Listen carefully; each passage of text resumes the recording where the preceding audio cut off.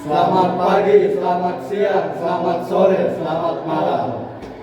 Izin memperkenalkan diri, saya Felio Timothy, Agri Padepotan dengan NIM 2503637. Saya Muhammad Habibur Rahman dengan NIM 2504651. Saya Dewa Kaimul Viko dengan NIM 2504503. Saya Juang Persada dengan NIM 2503680. Saya Adrian Fareza dengan NIM 2504355. Sebelumnya mohon maaf terdapat anggota kelompok kami yang sayangnya belum bisa hadir hari ini. Izin memperkenalkan diri, nama saya Reza Batan dengan NIM 2502878. Sebelumnya izin meminta maaf karena tidak mengikuti sesi pembuatan video karena suatu halangan.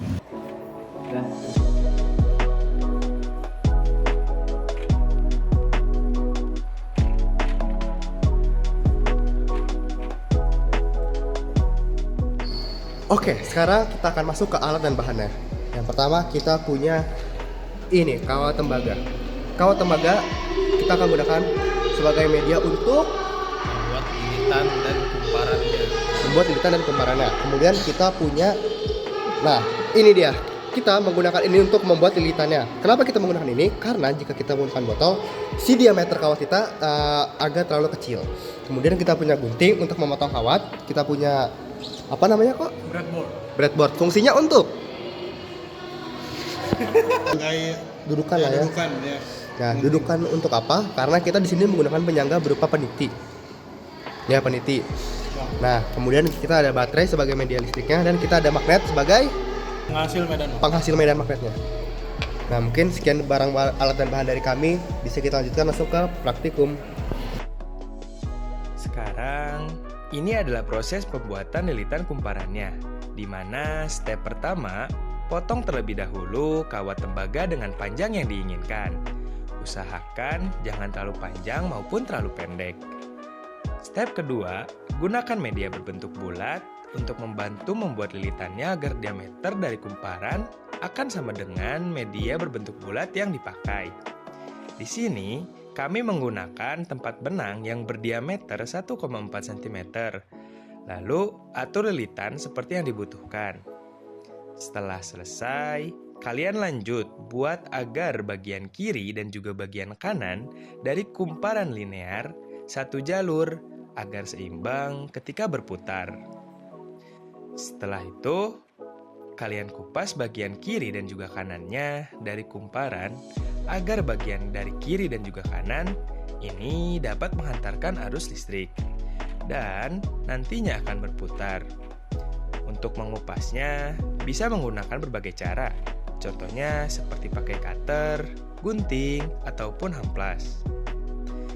Dan ini adalah hasilnya. Ulangi step tadi sampai membuat beberapa variasi lilitan, contohnya seperti 1,5 lilitan, 2,5 lilitan, dan juga 6,5 lilitan.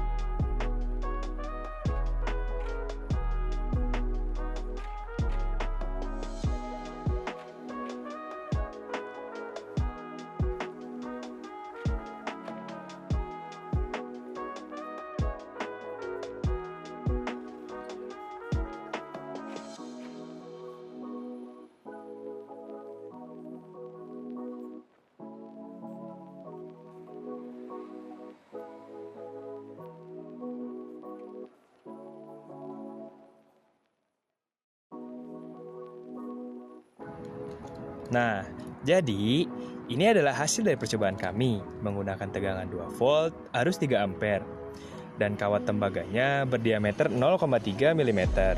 Dari tabel dapat dilihat bahwa semakin banyak jumlah lilitan kumparan, maka induksi magnetik yang dihasilkan juga semakin besar, yaitu dari 2,02 kali 10 pangkat min 4T pada 1,5 lilitan menjadi 8,75 kali 10 pangkat min 4T pada 6,5 lilitan.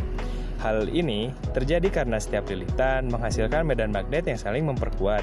Selain itu, peningkatan induksi magnetik cenderung membuat kecepatan putaran motor meningkat karena torsi yang dihasilkan juga menjadi lebih besar. Namun, pada 6,5 lilitan, kecepatan putaran sedikit menurun, meskipun induksi magnetiknya paling besar. Hal ini kemungkinan disebabkan oleh bertambahnya panjang kawat sehingga hambatan listrik meningkat. Jadi, dapat disimpulkan bahwa jumlah lilitan berbanding lurus dengan induksi magnetik, sedangkan kecepatan putaran meningkat hingga titik optimum sebelum akhirnya menurun akibat pengaruhnya hambatan. Oke, mungkin sekian video presentasi dari kami. Mohon maaf jika ada salah kata atau salah sambung, salah tindakan dari kami.